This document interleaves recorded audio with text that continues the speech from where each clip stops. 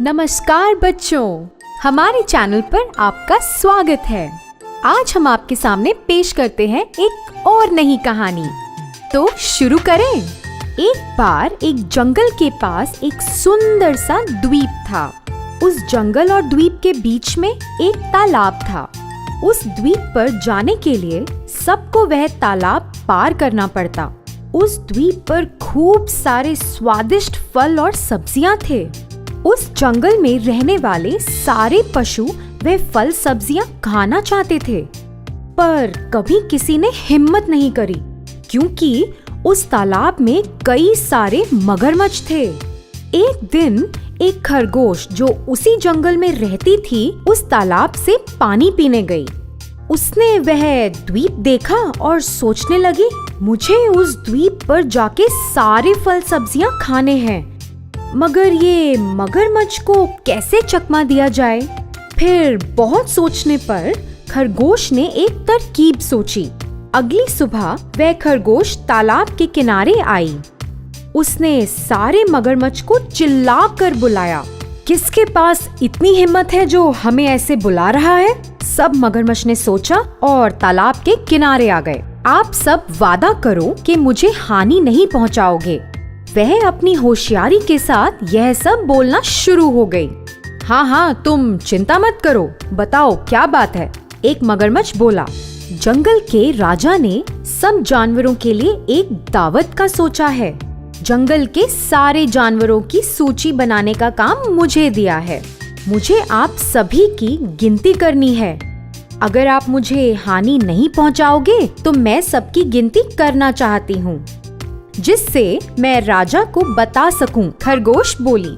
सारे मगरमच्छ आपस में बात करना शुरू हो गए।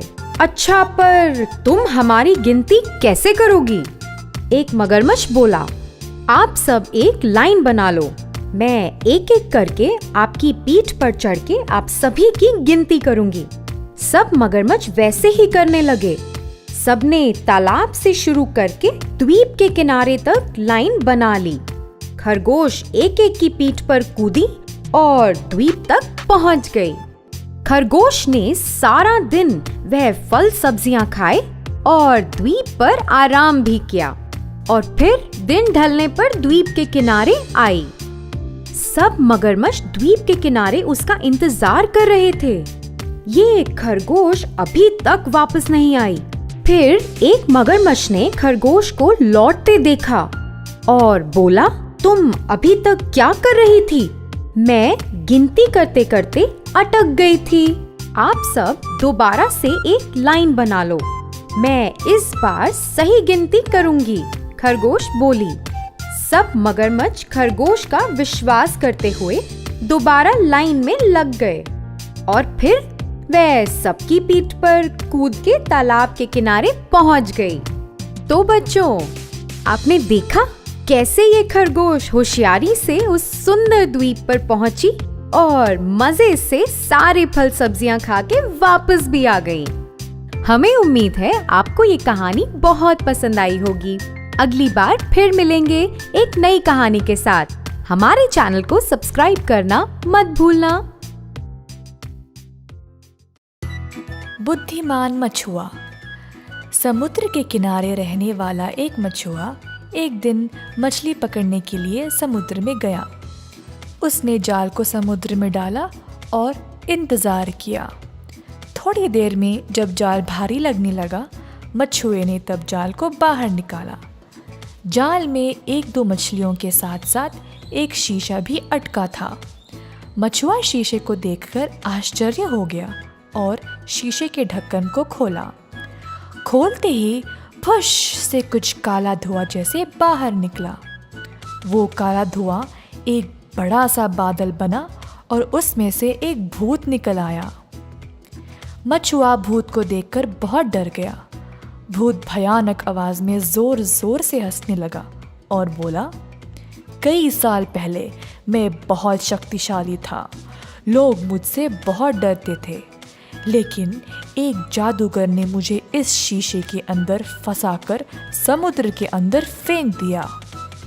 बहुत सालों तक मैंने बाहर निकलने की कोशिश की, लेकिन मैं असफल रहा। आज तुम्हारी वजह से मैं फिर से बाहर निकल गया। मछुआ दंग रहा और कुछ भी बोल नहीं पाया।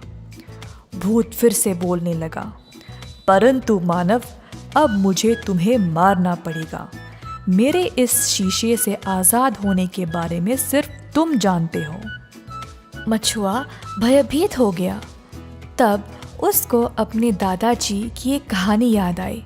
फिर उसने बोला, प्रेतात्मा, मैं जानता हूँ कि तुम मेरी जान लेने वाले हो, लेकिन मेरी एक आखिरी ख्वाहिश है।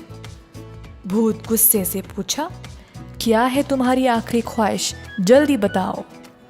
मछुआ बोला, प्रेतात्मा, तुम इतने बड़े पर्वत जैसे हो, मुझे समझ नहीं आया कि तुम इतने छोटे से शीशे में कैसे घुस गए। ये बात मेरी समझ के बाहर है। क्या तुम मुझे दिखा सकते हो कि ये मुमकिन कैसे है? भूत बहुत सालों बाद बाहर निकलने की खुशी में अपनी बुद्धि खो बैठा और मछुए को उसके सवाल का जवाब देना चाहा। तुम मूर्ख मनुष्य के ऐसे ही सवाल होते हैं। हा हा हा, अब तुम देखो, मैं इतना बड़ा होने के बावजूद इस शीशे में कैसे घुस सकता हूँ। ऐसा बोलकर भूत अपने रूप को छोटा किया और शीशे के अंदर घुस गया। मछुआ फटाफट ढक्कन को शीशे के ऊपर कसकर बंद करके शीशे को वापस समुद्र में फेंक दिया। बुद्धिमान मछुए को भूत से आखिर में छुटकारा मिल गया। 3 दोस्त, प्याज, टमाटर और कुल्फी। प्रणाम बच्चों, हमारे चैनल में आपका स्वागत है। प्याज काटने के समय क्या आपको कभी रोना आया है? मुझे तो हमेशा रोना आता है। आपको पता है ऐसे आंखों में से आंसू क्यों आते हैं? एक मजेदार कहानी है इस वजह के पीछे। चलो आओ बैठो और सुनो ये कहानी। कई साल पहले रहते थे 3 दोस्त एक छोटे से प्यारे से गांव में। पहला था टमाटर, दूसरा कुल्फी और तीसरा था प्याज। ठंड का मौसम था। ये 3 दोस्त हमेशा साथ साथ खेला करते थे। जहां भी जाना होता साथ में ही जाते थे। कुछ ही समय में उनकी दोस्ती बहुत पक्की बन गई थी। धीरे धीरे ठंड का मौसम समाप्त होने लगा और गर्मी का मौसम शुरू हो गया। एक दिन ये 3 दोस्त बाग में जाकर खेलना चाह रहे थे। आप लोगों को पता ही होता है गर्मी के मौसम में कितनी तेज धूप होती है। बेचारा कुल्फी को मौसम का नहीं पता था। वो आया बाहर खुशी से अपने दोस्तों के साथ खेलने के लिए, लेकिन थोड़ी ही देर में गर्मी की वजह से वह पिघलने लगा। कुल्फी की इस हालत को देखकर टमाटर और प्याज चिंतित होने लगे। उनको समझ नहीं आया कि वे क्या करें। धीरे धीरे बेचारा कुल्फी पूर्ण रूप से पिघल गया। टमाटर और प्याज टूटे हुए दिल लेकर दुखी होकर रोते रोते घर वापस चल पड़े। रास्ते में उनको एक छोटा लड़का गेंद से खेलते हुए मिला। लड़के ने ध्यान नहीं दिया और जोर से गेंद को फेंका। प्याज ने गेंद को रोकने की कोशिश की, लेकिन निशाना छूटा और गेंद टमाटर के सर पे आ गिरा। टमाटर को जोर से मार लगी और वह गिर पड़ा। उस रात प्याज दुखी रहा और अपने दोस्तों की याद में भोजन भी नहीं कर पाया। वह रोने लगा, हे भगवान, मेरे दोस्त मुझे छोड़ के चले गए। अब मैं अकेला पड़ गया। कल को मुझे भी कुछ हो गया तो मेरे लिए रोने वाला कोई नहीं रहा। उसी समय अचानक आकाश से प्रकाश की किरण आई। प्याज को एक आवाज सुनाई दी जिसने कहा, मेरे प्यारे प्याज, फिक्र नहीं करना। तुम्हें अगर कुछ भी हो तो तुम्हारे आसपास के सारे लोग रोएंगे। ये मेरा वादा है तुमसे। ऐसा कहकर प्रकाश की किरण आकाश में गायब हो गई। इसीलिए जब भी हम प्यास काटते हैं तब हमको रोना आता है। ऐसी कहानियां और सुनने के लिए हमारे चैनल को सब्सक्राइब करें। बुद्धिमानी।